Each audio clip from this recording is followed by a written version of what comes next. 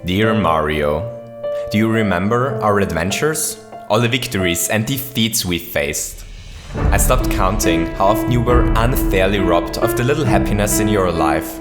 But you always fought back, fought for those few beautiful moments before happiness was taken from you once again. But you never lost hope. I'll never forget the beautiful days we spent together, how we swung on top of this twisted vine, collecting star bits while you were wearing this bee costume. Everyone else I know would look really silly, dressed up as a rock, but you looked graceful. Mario, I'm writing this letter because it is important that you know that we all really appreciate you, that all of our lives got a tiny bit better when we first met you. Please don't forget this, because today we're going to take a look at 5 different Hurt Mario contraptions in Super Mario Maker. I'm sincerely sorry. Ceave. PS, so are you ready? Let's do this!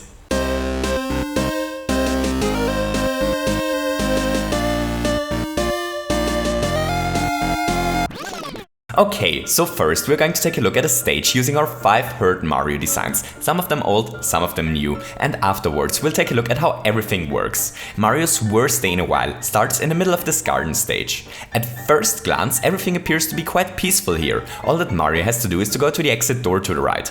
Sadly for Mario, that's no exit door, but the door takes him back to where he just came from. Looks like he really needs to take damage if he wants to proceed.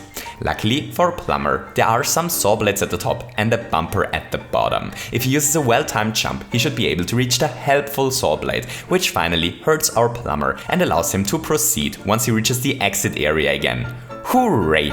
Now, our Plumber faces a new challenge. Once again the exit path is blocked and only opens up once Mario took damage. But taking damage isn't that easy here. There are tons of vertical platforms cycling up and down in this area. At the top of the stage is a cute cannon which throws healthy cannonballs down. But there is a problem. The only area where Mario and the cannonballs can unite is at the bottom, yet the cannon only spits out cannonballs while Mario is at the top. So our Plumber needs to make his way down through all those annoying platforms fast in order to hit the exit opening cannonball.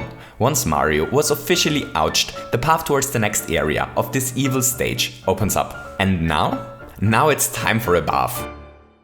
To Mario's right is once again a closed exit pipe. This one seems to work differently than the one before, but this doesn't matter to our poor Plumber since it once again seems to be closed until Mario takes damage.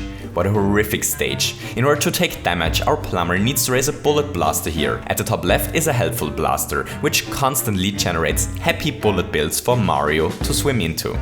But swimming into them is actually quite a challenge, since monstrous bumpers try to bounce Mario away from his goal. But Mario doesn't care. Princess Peach has probably been kidnapped and Mario's whole purpose in life is to save her, even if it means to bounce around in a shipwreck, desperately trying to reach a bullet bill to finally get ouched. Mario is such a legend and manages to open up the exit path once again. But things are about to become even more dangerous for poor little Plumber. This time the damaging saw blade is right next to Mario.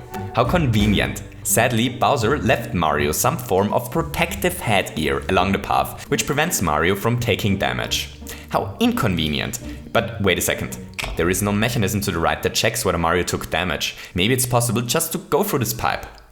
Well, sadly it's not, because Bowser cursed this pipe to only swallow small Mario. Time for a plan B. At the top are some one-way doors facing down, a path that leads even further up and the Buzzy Beetle spawning pipe. Oh, I see what Mario has to do here. He needs to race the Buzzy Beetle. If he's fast enough, he should be able to hit the beetle with his beetle helmet. That's definitely worth a try. Hooray! Now a lava bubble spitting bullet blaster appeared. All that Mario needs to do now is to find a way to touch the burning bubble. And he's finally able to enter the last area of this stage. The first thing Mario does whenever he enters this area is to eat a Yum Yum Propeller Mushroom, and then he's immediately forced to take damage. Now there is a crossroad. There are 2 different paths which Mario can take. The one to the left damages our poor Plumber once again and transforms him into a smaller version. Hooray! Now the exit path should open up. Except it doesn't, because this evil area is designed in such a way that Mario is only allowed to take damage once. So our plumber should probably try to take the path to the right this time, but this path damages him as well, and he's once again in his small form when he reaches the exit area.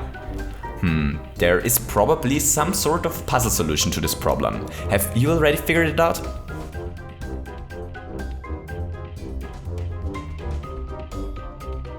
Okay, so here's the trick. Thanks to the propeller suit, Mario is able to completely skip the first ouching saw blades. This means that he's able to reach the crossway while still wearing his stylish training suit. So whichever path Mario takes here, he will reach the final area as Big Mario, which allows the mushroom detection contraption to finally reward Mario with the exit key and leads our plumber, finally, to his beloved flagpole. Hooray! Okay, so how do these 5 contraptions work? Well, it's actually surprisingly simple. The first design uses the amazing progressive power-up spawning of Yoshi's Eggs. If Mario is small, a mushroom spawns, which triggers the note block and afterwards a power block. If Mario is big, however, a fire flower spawns and the note block is never triggered. This design works only while on screen. The next contraption uses a similar trick, but works off screen as well. Here we use a standard progressive power-up instead of a Yoshi Egg to achieve the same effect. The underwater contraption is where things become really interesting. This design doesn't use power-ups to test whether Mario is big or small, but uses Mario's calculation point instead. There is an angry thwomp hidden out of sight here. The thwomp only activates if Mario's calculation point is within this specific area. But Big Mario is unable to enter this area, because Mario's head always hits the ceiling before the calculation point is able to get this high. Small Mario, however, triggers this immediately once he swims into this area, because his calculation point is 1 block higher. The fourth contraption uses a really old but neat little trick I almost forgot about. If you put a conveyor belt behind the top of a pipe, the conveyor belt is almost invisible but prevents Big Mario from entering the pipe. Only Small Mario is able to go through a pipe with a conveyor belt at its top. As a side note, if you put the conveyor belt at the bottom, only Big Mario is allowed to enter. The final design uses Yoshi Eggs once again. Here we make use of the fact that fire flowers are the only power-up that doesn't move. A fire flower spawns from an egg if Mario is big. If it spawns, this block on tracks pushes the fire flower onto the note block and grants us the key. All other items either fly away or get destroyed by the block, which allows us to test for Big Mario. And that's the whole trick. Thanks for watching this little video, I hope you enjoyed it. If you enjoyed it, don't forget to leave me a thumbs up, and maybe you feel especially like losing all the mushrooms you ever collected today and want to hit the subscribe button as well. I hope that you have a wonderful day and to see you soon. Goodbye!